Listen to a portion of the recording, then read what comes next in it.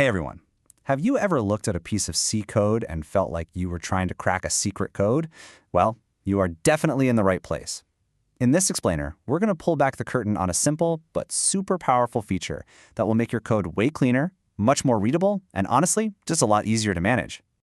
So, let's paint a picture. Imagine you're building a simple menu-driven program, a classic C programming exercise. You're probably going to wind up with a chunk of code that looks a little something like this. You see it, right? A switch statement that handles what the user types in. If they type 1, we call the enter function. If they type 2, we call delete. And hey, it works, no doubt about it. But there's a subtle and pretty significant problem hiding in plain sight. That's the real question, isn't it? What does the number 2 actually mean here? I mean, sure, you know it means delete because you just wrote it. But what about you in 6 months? Or what if a teammate has to look at your code? They have no idea what 2 is supposed to be without digging around for comments or finding the original menu text. This is what programmers call magic numbers, values that seem to appear out of thin air with zero explanation.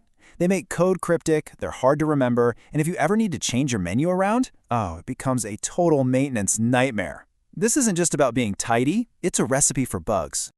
But don't worry, Seeking gives us a really elegant way to solve this. We can completely banish these magic numbers and swap them out for clear, meaningful names. And here it is, the enumeration, or as everyone calls it, enum.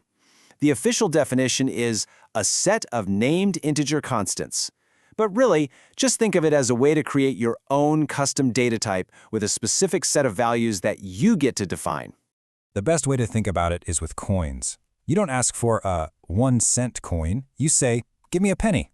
We use a name that represents a value. And enum lets us do exactly that in our code. We can create a list of names like penny, nickel, dime, and have them stand in for numbers behind the scenes. Okay, theory is great, but let's get into the weeds and see how you actually use an enum in your C code. The syntax is actually pretty clean. You use the enum keyword, give it a name like coin, and then inside the curly braces, you just list out your names. Once you've defined this new type, enum coin, you can declare variables of that type just like you would with an int or a char. Now this is where enums get really cool and flexible. If you just list the names and don't give them any numbers, the compiler is smart enough to start counting from 0 for you. So penny would be 0, nickel would be 1, and so on.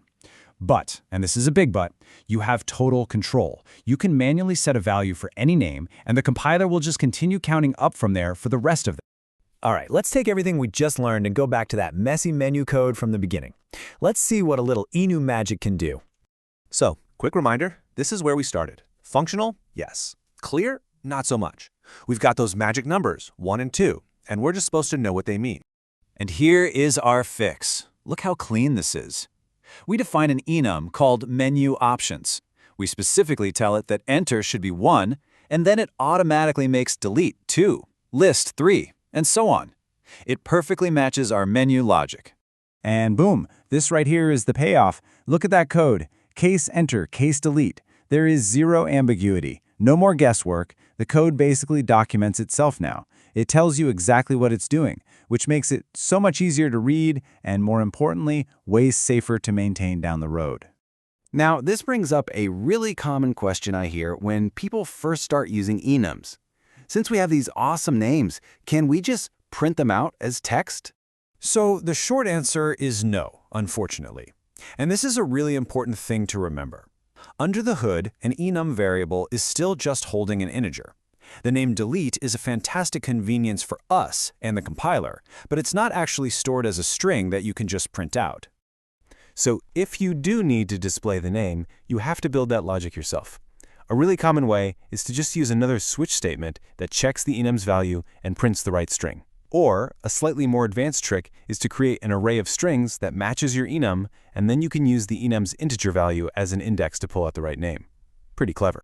Now some of you might be thinking, hey, wait a minute, I could just use a bunch of hash-defined macros to do the same thing. And you know what? That's a great question. The answer really gets to the core of why enums are a much more modern and robust tool for the job. As you can see here, while hash-define can work, it's kind of like a blunt instrument. It's really just doing a simple text replacement before your code ever gets compiled. Enums, on the other hand, create a brand new data type. This type safety is huge. It helps the compiler catch bugs for you. They can automatically generate the values, which is nice. And honestly, the killer feature for me is debugging. A good debugger will actually show you the enum name, like delete, instead of just the number 2. That makes tracking down problems so much easier. So let's wrap this up with the key takeaways. Enums are your best friend for getting rid of those confusing magic numbers. They replace them with meaningful names that make your code self-documenting. This doesn't just make it easier to read, it makes it safer and more maintainable. You get flexible value assignment, and they offer clear advantages over older methods like #define, especially when it comes to catching bugs. So I'll leave you with this final thought. Go look at the last C program you wrote.